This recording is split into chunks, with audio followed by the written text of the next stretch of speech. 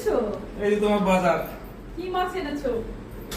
তোমার মনের মতো তুমি বলছিলা যে অনেকদিন যাবত কই মাছ খাও না, দেখো একদম দেশি কই, চান্দা বিলের। আমার তো চলো দেখি তুমি কি মাছ এনেছো। সবজিও আছে।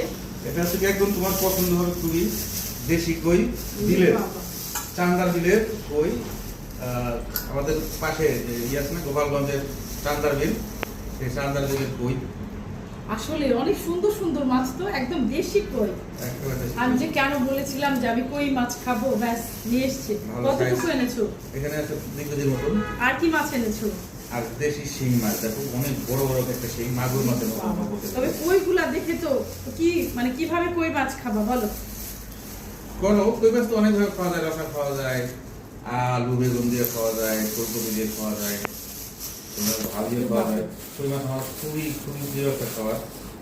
আর একদম দেখো একটা শিং মাছ দেখছো কত বড়? যদিও এখন সবাই কমেন্টে বলবে যে হাইব্রিড শিং, হ্যাঁ সম্ভবত শিংটা কিন্তু তারপরে ভালো মনে হচ্ছে। শিংটা কত করে নিল? এই শিং নিচ্ছে হচ্ছে কি 700 করে। মাছগুলো যাক ভালো যে তুমি কাটিয়ে এনেছিল। হ্যাঁ, না দেখো তোমার অনেক কষ্ট হবে, কারণ হ্যাঁ আগে অবশ্য সে এতগুলো সব শিং, সময় কই, মাছ কাটা। হচ্ছে এমনি আনতো, এখন কাটিয়ে এনেছে। ভালোবাসা কি বেড়েছে নাকি? না, নরমাল মাছ কাটা সহজ বাসায়, কিন্তু এই শিং মাছ কই মাছ তো আসলে ছাই লাগে, বড় বডি লাগে। সত্যি মানে এজন্য চিন্তা করলাম যে কাটাই নেই। মাছগুলা কিন্তু ওয়াও, আর কেটেছেও বেশ ভালো। ভালো করে কাটছি। আমি একদম শিং দাঁড়ায় থেকে মাছগুলো বেশ কাটাইছি। সুন্দর। ভালো আলু, আচ্ছা আচ্ছা।